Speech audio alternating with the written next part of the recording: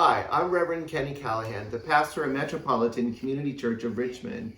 The sacred text for this coming Sunday service is taken from Mark's story, the 11th chapter, verses 1 through 11. This sacred text portrays Jesus entering crowded Jerusalem for the very first time. The city is crowded because it is Passover. And Jesus sends the disciples ahead of him to find a colt to borrow for a short time. And they find one exactly as he said. The disciples threw their cloaks on the colt, and Jesus rode it into Jerusalem. People there, the crowd, also spread their cloaks on the road, like a red carpet being rolled out. And they cut leafy branches to wave and shouted, "Hosanna!" which means save us. They called out blessings to the one who came in the name of their Lord, and the kingdom in the name of their ancestor David.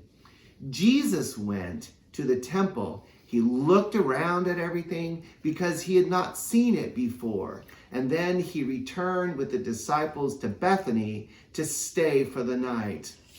As I thought about this sacred text, I began to wonder, what could I say about Palm Sunday that I haven't said before or that people haven't heard before?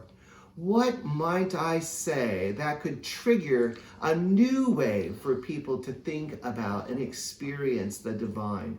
Before long, I started thinking about the changes and the realities we've anticipated and experienced due to the COVID pandemic.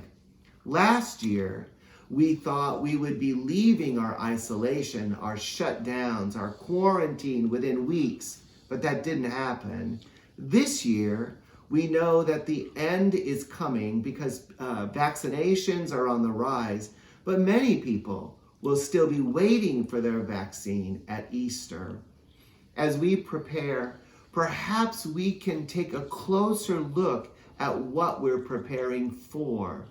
Were the disciples and the crowds preparing for a parade or a revolution? Were they preparing for a worldly kingdom or the reign of God? As others prepared to betray and kill Jesus, Jesus focused and prepared for his death in preparation for his resurrection. Perhaps Pilate and the soldiers prepared for things to return to normal once the crowds were gone. Perhaps some of the religious leaders and even Jesus' own disciples thought things would go back to the way they were used to and the way it was before, while Jesus was preparing for something new.